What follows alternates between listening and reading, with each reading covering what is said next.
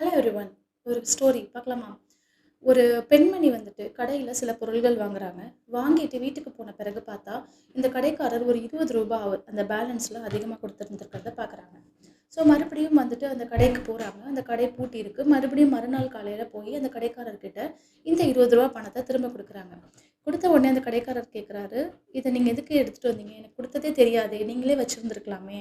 இப்போ நீங்க எங்கேருந்து வரீங்க?" அப்படின்னு சொல்லி கேட்குறாரு. "நான் இந்த மாரி ஒரு 2 கிலோமீட்டர் தொலைவுலேருந்து வரேன். நான் நடந்து தான் வரேன். நான் ரொம்ப ஏழ்மையில தான் இருக்கேன்.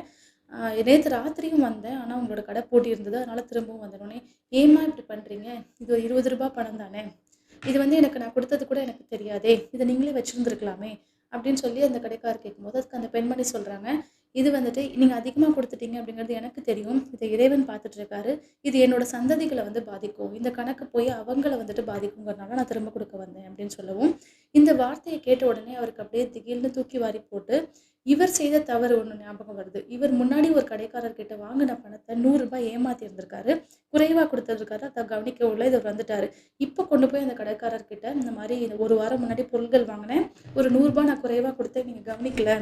அதனால இப்ப கொண்டு வந்து திரும்ப குடுக்குறேன். வச்சுக்கோங்கன்னு சொல்லி குடுக்குறாரு. அதுக்கு அந்த கடைக்காரர் கேட்டிருக்காரு, "இது 1 வாரம் முன்னாடி நடந்தது. எனக்கு இது என்ன நடந்துச்சுன்னு கூட தெரியாது. இப்போ வந்து ஏன் இத குடுக்குறீங்க? நீங்க குடுக்காமலே இருக்கலாமே!" அப்படிங்கும்போது, அதுக்கு இந்த கடைக்காரர் சொல்லியிருக்காரு, "இது என்னோட சந்ததிகள வந்து பாதிக்கும் இந்த கணக்கு. அதனால நான் இத குடுத்துட்டு போறேன்." அப்படின்னு சொல்லி குடுத்துட்டு போறாராம். அப்போ இத கேட்ட அந்த கடைக்காரர், அவர் ஒருவர்கிட்ட ஏமாற்றி இருந்திருக்காரு. ஒரு ரூ. 10,000 பணத்த போடாம நான் போட்டுட்டேன் அப்படின்னு சொல்லி ஏமாத்தி இருந்திருக்காரு. இப்போ அந்த அமௌண்ட்ட போய் அவங்கள்ட்ட குடுத்துட்டு, இதே விஷயத்த சொல்லியிருக்காரு. "இது வந்து நான் எதுக்காக இப்போ செய்றேன் அப்படின்னா, இது என்னோட சந்ததிகள வந்து நாளைக்கு பாதிக்கும். அதனால இந்த கணக்க நான் இப்போ முடிக்கிறேன்." அப்படின்னு சொல்லிட்டு குடுத்துட்டு போயிட்டாரு. இப்போ இந்த ரூ. 10,000 வாங்குனாரு இல்லையா? அந்த நபர் தன்னுடைய நண்பன் கிட்ட ஒரு ஒரு ப ஒரு ஒரு 2 மாதங்களுக்கு முன்னாடி ஒரு ரூ. 10,00,000 கடன் வாங்கியிருந்திருக்காரு. அந்த நண்பன் இறந்துட்டாரு. அந்த நண்பன் வந்து தன்னுடைய குடும்பத்துக்கிட்ட யார்கிட்ட கடன் குடுத்தேன்னு கூட சொல்லல. ஆனா ஏதோ நண்பனுக்கு குடுத்தான்னு மட்டும் தான் தெரியும். இப்போ அந்த குடும்பம் வந்துட்டு வறுமையில வாடுது. ஏன்னா, அந்த கடன் குடுத்த அந்த நபர் வந்து இறந்துட்டாரு.